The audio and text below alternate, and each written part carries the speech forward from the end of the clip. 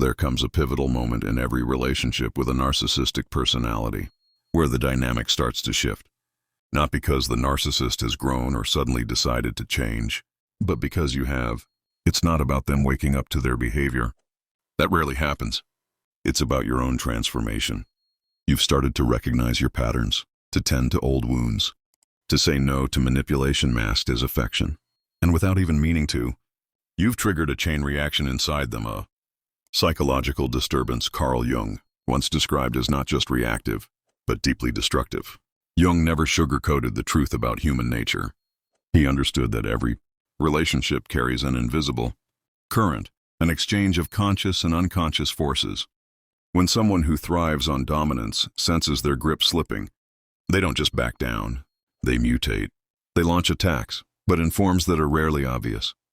What many people overlook, and what Jung foresaw long ago, is that narcissists don't fear being left behind. What they truly dread is the moment you surpass them in strength, clarity, and independence. That's when their mask begins to crack. Let's explore this further. Narcissists operate from what Jung referred to as the inflated ego, a fragile, exaggerated identity that constantly seeks outside approval to survive. It's not love they crave, it's evidence of their control. Every time you compliment them, give in, or minimize yourself to avoid conflict, it feeds their illusion of power. But the moment you stop performing, when you begin to validate your own worth, when your self-trust replaces their influence, something inside them destabilizes. Jung called this a power inversion crisis, the turning point when the person pulling the strings realizes they're no longer in command. At first, they'll fall back on familiar tactics, gaslighting, emotional blackmail, guilt trips. But when those no longer have power over you, they shift gears and escalate the attack. This is where Jung's insight becomes invaluable, because he didn't label narcissism as mere arrogance. He saw it as a dysfunctional relationship with the shadow self, the parts of us we disown, suppress, or project onto others. Narcissists cast their shadow onto those around them. They manipulate others as a way to escape their own emptiness. But when you begin to individuate, when you integrate your shadow and emerge whole, they perceive this as a threat, not just to the relationship, but to their very identity. And rather than surrender, they activate what Jung called their most deceptive weapon, a direct assault on your strength. This is how it begins. They stop criticizing your flaws and start targeting your growth. If you were once uncertain, they now call you overconfident. If you used to be anxious, now they accuse you of being emotionless. If you once over-accommodated, they'll claim you've turned selfish. Jung referred to this as strength, shaming, a strategy to make you second-guess the very qualities that set you free. They want you to feel ashamed of evolving.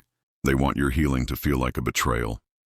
They'll frame your boundaries as coldness, your independence as isolation, your clarity as arrogance. And if that doesn't shake you, they move on to their next tactic, nostalgic manipulation.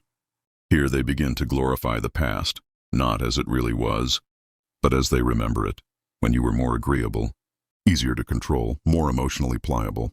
They'll say, "You used to laugh more," or "We were happier before you changed." Jung recognized this as a form of psychological regression, an attempt to lure you back to a less conscious version of yourself. It's highly effective because it taps into the universal ache for simplicity, for the comfort of old patterns. But don't be fooled, they don't miss you. They miss the version of you that allowed their dominance to thrive. If you fall into this illusion, you risk undoing all the transformation you fought for. Still, not everyone succumbs. Some grow too grounded, too awake to fall for it. And when neither shame nor nostalgia succeeds, narcissists reach for their most dangerous tactic, manufactured vulnerability. Jung called this the ultimate trap. Because unlike earlier tactics, which use external pressure, this one leverages your empathy. It's not about guilt, it's about need. Suddenly they're falling apart. Maybe it's a health crisis, financial trouble, or some family emergency, always perfectly timed with your breakthroughs. But Jung understood this is no coincidence. Narcissists keep emotional ledgers.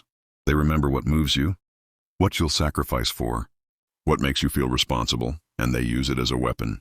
Often, these crises are exaggerated or entirely fabricated. Drama is created, situations sabotaged, problems inflated, all designed to pull you back into the caretaker role.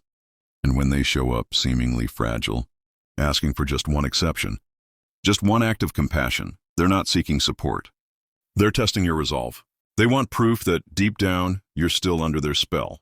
This is why Jung stressed the need for differentiated compassion, the ability to care without collapsing your boundaries. You can hold space for someone's pain without surrendering your truth.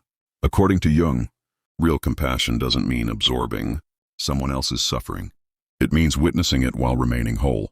In fact, the most loving thing you can do may be the hardest, refusing to enable dysfunction, even when it breaks your heart. Because giving in to a narcissist's manufactured vulnerability only teaches them that your strength was temporary, that they can always pull you back in when it counts. But if you resist, if you stand strong in your values, if you maintain your progress, you do more than just protect yourself. You challenge the foundation of their false self. Here's what Jung deeply understood. Narcissists aren't afraid of being left. They're afraid of what your healing says about them. Your strength doesn't just threaten them. It reminds them of their own failure to evolve. Your growth is a mirror, and they can't bear to look into it. Every time you hold your ground, you don't just reclaim your power, you expose that their power never existed in the first place. It was always borrowed, always projected. So what's the lesson here? First, realize that resistance is a sign of growth. If you weren't making progress, they wouldn't be reacting this way. Second, recognize the playbook. When they attack your strength, glorify the past, or fake crisis, they're not trying to love you. They're trying to control you. And once you see the pattern, you begin to reclaim control over your own story. Third, trust the process. Healing isn't always smooth. You may stumble, but you'll also rise stronger. And each time you break an old cycle, you're rewriting your future. And lastly, never forget this. Your value doesn't lie in how much you tolerate. It lies in how fiercely you stay true to your evolution, even when others want the old version of you back.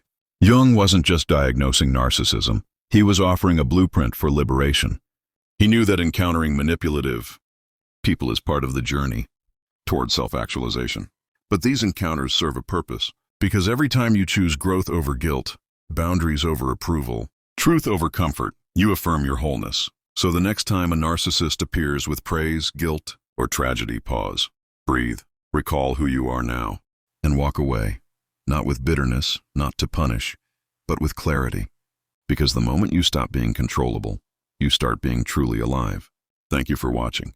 If this message resonated with you, consider subscribing and sharing it with someone who might benefit from understanding the hidden dynamics of narcissistic relationships. Always remember, awareness is the beginning of freedom. Stay rooted, stay authentic, and most importantly, stay loyal to the person you are becoming.